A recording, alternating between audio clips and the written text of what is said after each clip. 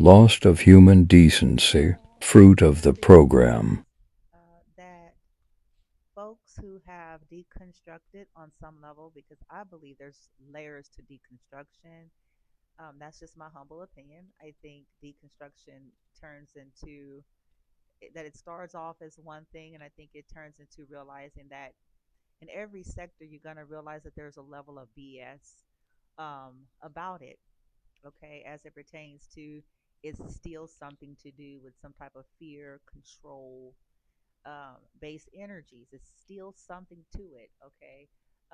So I'd rather prefer to say like transcendence or conscious expansion because when you start to realize at the end of the day what a lot of this is, okay, and I don't really want to turn this video into that because I need to stay focused. You're looking at a puppet being, pulled, okay? Somebody got strings above them and making them move how they want to move. And when someone has gone through trauma, coercive control, toxic environments, whether from family, exes, governments, whomever, that's basically utilizing their position, power, title, resources, networks to covertly bully the person and punish the person, okay, and hinder the person's livelihood in some way, shape, form, or fashion. It's a thing. And I just want to say that no matter where humans land, our humanity, or should I say our decency and empathy, needs to be cut on. Because one of the reasons why people deconstruct, one of the reasons why a lot of folks do end up on the path of saying, okay, I don't want anything to do with religion, I don't want anything to do with any of this stuff. A lot of folks starts to accuse them of, oh, they're just church hurt.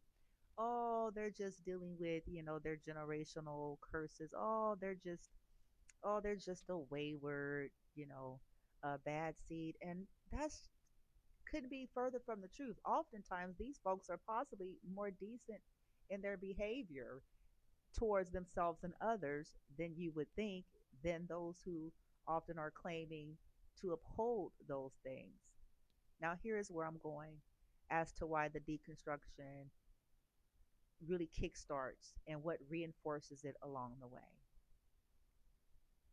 If we reach out to folks out of our concern, looking for support or resources or things of that nature, which is supposed to be standard for life, that's not, that ain't being thirsty. That's not being needy. That's not being codependent.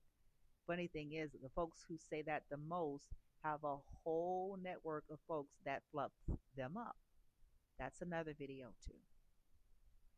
So if we do that, if the person does that in sincerity and truth, and they may have a legitimate concern, like there may be a legitimate issue that's life altering, that's detrimental to them.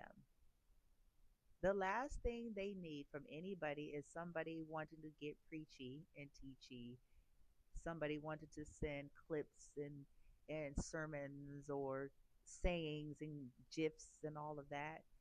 That's not the time. This is why they start deconstructing. It's like humanity has lost touch with their empathy. They've lost touch with it and become programmed into taking an opportunity to exploit somebody's vulnerability or situation to either try to make them feel bad about it, which is abuse, and it's out of ignorance. I just need to say that. To try to make them feel bad about it or make them feel like they deserved it or like they brought that onto themselves. And once again, couldn't be further from the truth. But at the end of the day, it's still, if humanity was as evolved as we like to believe we are, then the first thing that needs to be kicking in is that decency, not looking for an opportunity to beat someone else. They have a real issue that they're dealing with, and it's not time to debate politics, spirituality, religion, or whether or not you feel or that this person is deserving of something. Okay. To me, it's also in alignment with abuse culture. We don't know. We assume a lot based on our conditioning and our programming.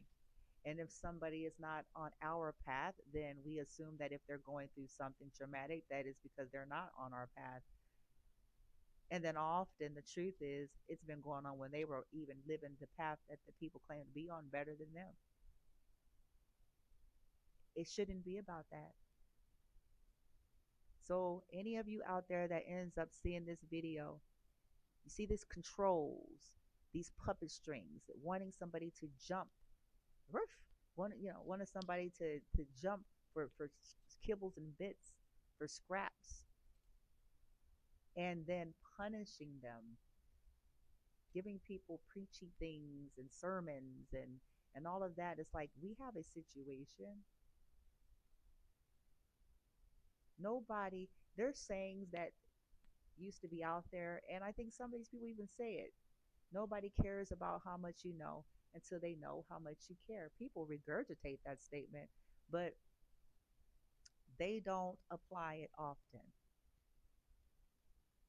See, what usually is happening is when we reach out to people, there was underlining things there, especially if it's folks of our past, people that could have been upset with us because we went along our way or something didn't pan out between us, or we had difference of views or whatever the case. And then when you reach out, like, hey, because you're thinking they're decent folk, if it wasn't something bad, if it wasn't like a terrible fallout, then you're thinking that, okay, this ain't about us. This is about, do you have your human decency intact? It is not helpful if somebody is reaching out to you in concern for them and their children's life. It's not helpful for you to get preachy, teachy, spiritual, political, and it's not even helpful for you to ask them about their family. Yeah, I said that because oftentimes their family are the lead in the whole thing. Most folks aren't stupid.